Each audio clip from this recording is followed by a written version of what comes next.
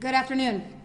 We're here to talk today about two different cases that were recently pled that were worked on by the Special Investigations Unit of the District Attorney's Office. My name is Leandra Retacco, R-E-T-A-C-C-O. I'm the Chief of the Special Investigations Unit.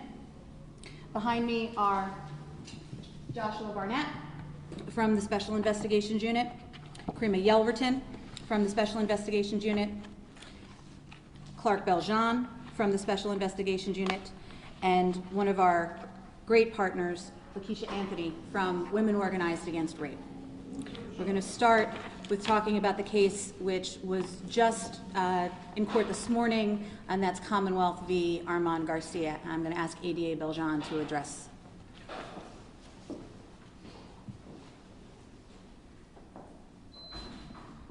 Good morning, everyone. Good afternoon, rather. I'm here to talk about the case Commonwealth versus Arman Garcia. Now former Catholic priest Arman Garcia entered an open guilty plea this past Friday before the Honorable Monica Gibbs to one count of unlawful contact with a minor graded as a felony of the first degree and one count of corruption of minors graded as a felony of the third degree. I want to start by thanking Philadelphia Police Special Victims Unit Detective Joseph Jenkins and his partner, who's now retired, Detective Kevin Gage. Their dedicated investigation on this case secured evidence that supported and corroborated the victim's statement, which detailed the abuse she suffered beginning at the age of 16. I also want to thank ADA Patrick Blessington, also now retired. ADA Blessington worked closely with the detectives in investigating the defendant's abuse. ADA Blessington's thorough and detailed work led to the initiation of this prosecution, then having the matter held for court following a preliminary hearing back in 2019. Without ADA Blessington, this matter would not have been as ready to proceed to trial, which the Commonwealth stood ready as scheduled for this week. And lastly, but most importantly, I want to thank the victim for her tremendous courage and strength. First, for coming forward to disclose the defendant's abuse, then for participating in every stage of this prosecution, from the investigation through the preliminary hearing, and now getting ready for trial. The victim's resolve in continuing to participate in what turned out to be a lengthy court process and to stand before the court this morning and powerfully describe the impact that the defendant's actions of grooming her beginning at 13, stealing her innocence at 16, and his practice of emotional manipulation have had on her, her family, and that shows just how incredible of a young adult that the victim has grown to be. For far too long, Arman Garcia was able to evade suspicion and enjoy the protective comforts afforded him by being a Catholic priest. No one suspected him of any wrongdoing because no one could imagine that their parish priest would behave this way. The District Attorney's Office wants to also say that for anyone who has suffered silently out of fear, out of worry of retribution, or out of manipulation, or for whatever reason, please know that it is never too late to come forward.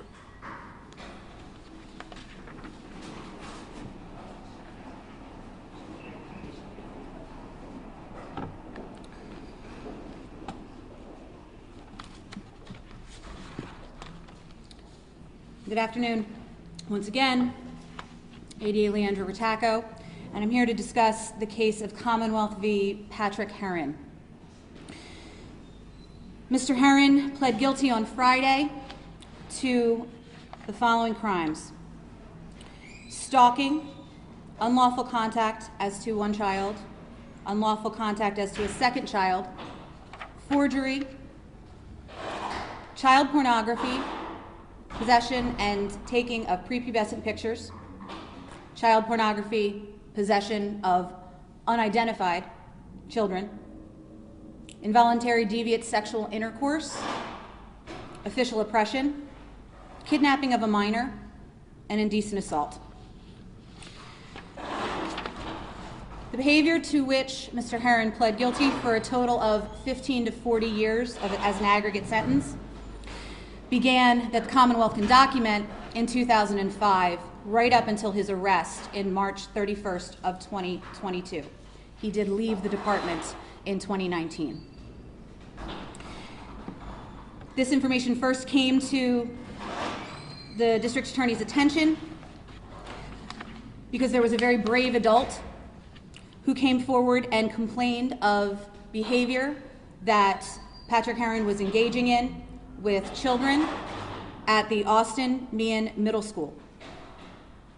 Subsequent to that, Commonwealth was able to discover that Mr. Heron was on various digital media, Facebook and other digital media, where he would solicit young girls for pictures of themselves in various states of undress, retain those pictures on his personal device, and when at least one of those children came forward or attempted to come forward, the defendant threatened her with arrest by, quote, "my buddies in the 7th."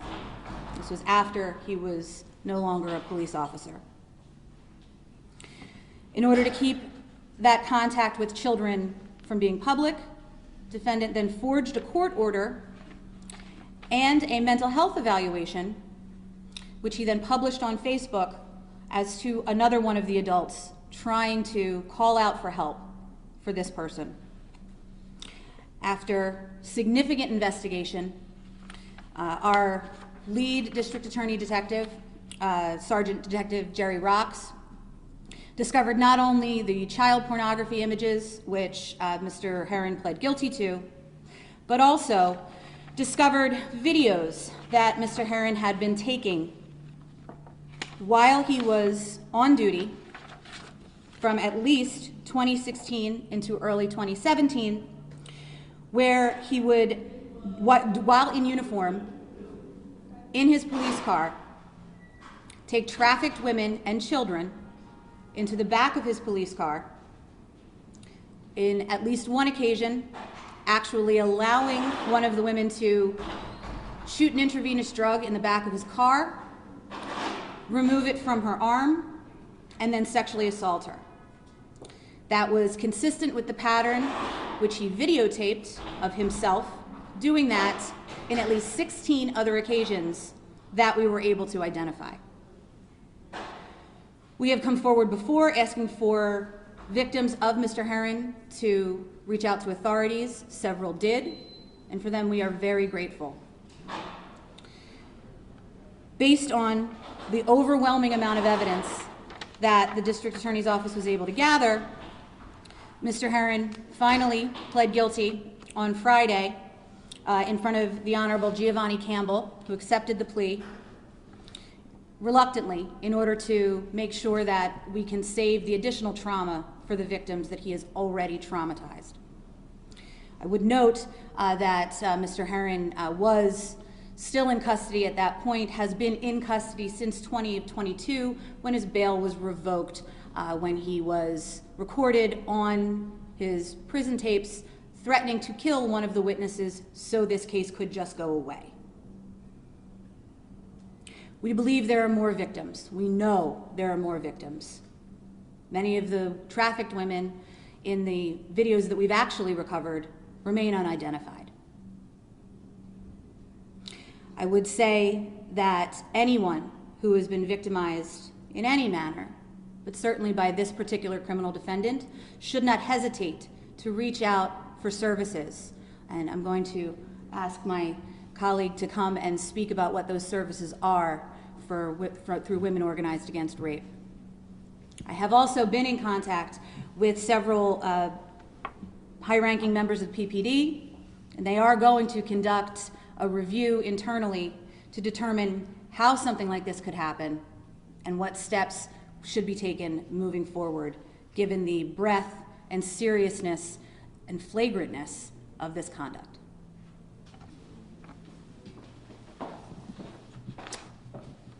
Hello, my name is Leesa Anthony. I am the advocacy coordinator at WAR. Philadelphia Center Against Sexual Violence, formerly known as Women Organized Against Rape. And I had the privilege of reading a statement of one of the victims who was so brave to be able to share her story in hopes to receive justice. For almost 10 years now, I have felt the impact of his abuse.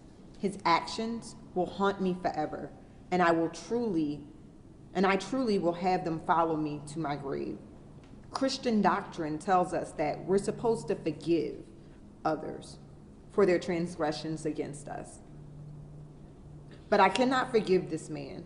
He will never understand the fear I faced every day as a teenager, knowing that when he insisted on raping me, I could do nothing to stop him.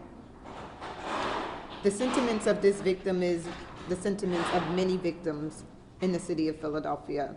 And these cases are unfortunate reminders that sexual violence happens in all environments, in all communities, and in all walks of life, which includes sectors that are responsible for maintaining public trust. We are well aware that power and influence, when misused and corrupted, can perpetuate silencing, oppression, violence, in situations where it's critically important to ensure that the voices of survivors are heard. It is why organizations like WAR and our partners work tirelessly to make outreach to educate our fellow Philadelphians about sexual violence, including the risk factors, the signs of suffering that are often shrouded in the silence or shame, and importantly, how we can help those in crisis and better protect ourselves and our communities through action. WAR's services are offered to anyone who needs them 24/7, 365 days per year, free of charge, and our services are entirely confidential to ensure that all have a safe space to turn to when they need help and healing. Our hotline is there at any time of day, and that hotline number is 215-985-3333, so that together we can prevent situations like this from ever happening in the future. Thank you. If I can just clarify one thing. The statement that Ms. Anthony just read, it was from the victim from the case of Commonwealth v. Garcia, Arman Garcia, who just spoke in court today. We're talking about two cases today. I wanted to be clear, given how powerful her words were, how brave she was, and I share ADA Beljan's gratitude toward all of the people who helped make that case resolve in a manner that the victim can be heard, move on, and try to heal in her life. But I just wanted to be clear. I thought the words were wonderful, and I wanted to be clear about which case they referred to. Okay. What can you tell us about the geographic locations where Heron committed these sexual crimes described? At this point, based on what I believe to be a sentinel review that's going to be happening with PPD, I want to reserve that comment until I have more information about a broader discussion of how this kind of thing could happen. But I will say that it was while he was on duty, and we were able to corroborate many of the assaults and the victim contact with his actual assignments on that particular day. But those assignments moved around, and I'm hesitant to answer that question until that second review is done. When it comes to the investigation into Heron, are you looking into other people within the department, and would you even classify that as an investigation within the department of other officers who may have been either part of the cover-up or part of the oppression, or? I think at this stage, what I anticipate that PPD, Philadelphia Police Department, will do at this stage is do a review to see about the supervision and about the other kinds of contact that former Officer Heron had while he was on the job for as long as he was. What conclusions they draw there, I will be able to then take the next step. I'm hesitant to make assumptions about whether there was intentionality or whether there was just a situation where no one was looking. Either one, I think, would be unacceptable, certainly to this district attorney's office, and I think to PPD as well. So we'll see how that actually shakes out. Quick follow-up, would you though classify it as like the investigation continues when it comes to Heron? Oh, certainly. The investigation as to the criminal acts of Mr. Heron himself, with the sentence that he was imposed on Friday by the Honorable Giovanni Campbell, I don't anticipate further charges for Mr. Heron, but the investigation as to how the city finds itself in the situation that we did with this particular person is certainly ongoing. And do you mind if I ask Lakeisha a question? The kind of in that, you know, they talked about, or the DA talked about that there could be additional victims. It can often be very hard to come forward with something like that. Would you give any advice for people out there, potential victims, when it comes to Heron to come forward? Is there any kind of words that you would give them, or advice, or first steps, or? So I would say to contact our hotline at 215-985-3333, where there is an advocate or a crisis counselor on the line 24/7 that can assist those individuals. And if an event that they want to step forward and report, then we also have an advocate down at PSARC near SVU that they can actually have someone to support them through that process. That way they don't have to go through that process alone. So sometimes going through that process with a trained victim advocate that can give you advice and tell you what to look for and what's going to happen next is the step that helps you to be able to face that process, even though it's very difficult.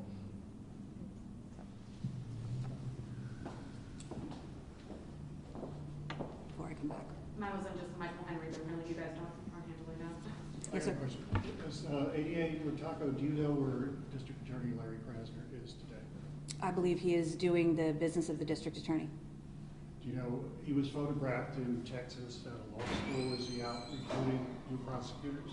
I've been in court and working on these cases. I know that the district attorney, who I've been in close contact with, is doing the work of the district attorney. We haven't heard from Mr. Krasner since October 2nd. Perhaps Jane Rowe, his official spokesperson, can explain where he's been? I don't believe that Ms. Rowe nor I keep his calendar. Just can't help yourself. Okay, then I got a question for I you. have a follow-up question about the Heron case. So his victims from the incidents where he was on duty, what can you tell us about their, gender or age, economic standing? What was it a vulnerable population? Can you describe that? We can characterize, we have identified several of the victims. Several of them were children. One was a runaway who Mr. Heron was supposed to deliver to her family. I know that there was another victim who Mr. Heron encountered while she was actually at the district where he was stationed at the time, while he was in uniform. As far as the other victims, I can safely say that they appear to be, and we have confirmed that several of them were, trafficked women who were in the throes of their addiction, who were engaging in acts of prostitution in and around Philadelphia, turning to Mr. Heron as an authority figure, as a police officer, in uniform, in a police car. On at least one occasion, we can confirm that he, in fact, threatened arrest of that woman in exchange for sexual acts. In other words, if you perform these sexual acts, I won't arrest you. Because many of these women are vulnerable and meet the definition of trafficked women, they are reluctant to come forward.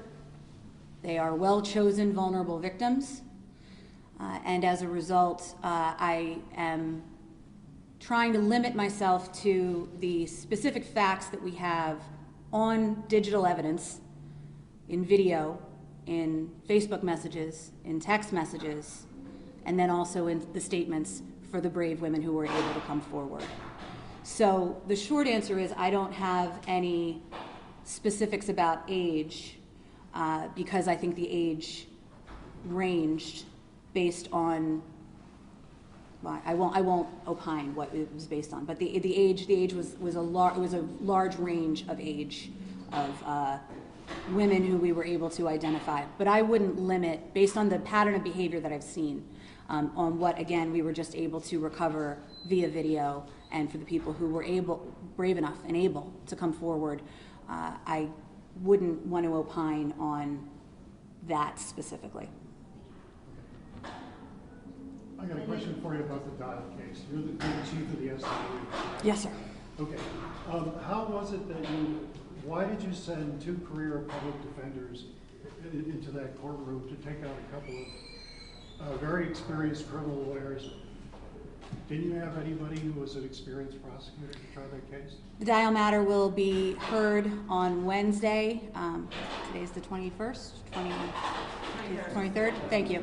The Dial matter will be heard on the 25th on Wednesday in the CJC. I will not comment before that matter is heard. How about with Rule 508, which was successfully argued by Brian McMonagle? How was it that your 2 career public defenders had absolutely nothing to say to counter that argument, when in the Powell case, your office had made a big deal out of Rule 508, arguing that it was constitutional? How come they weren't prepared? The next hearing in the matter of Commonwealth v. Mark Dial is on March 25th in the CJC, and I will not comment in advance of that hearing. Any other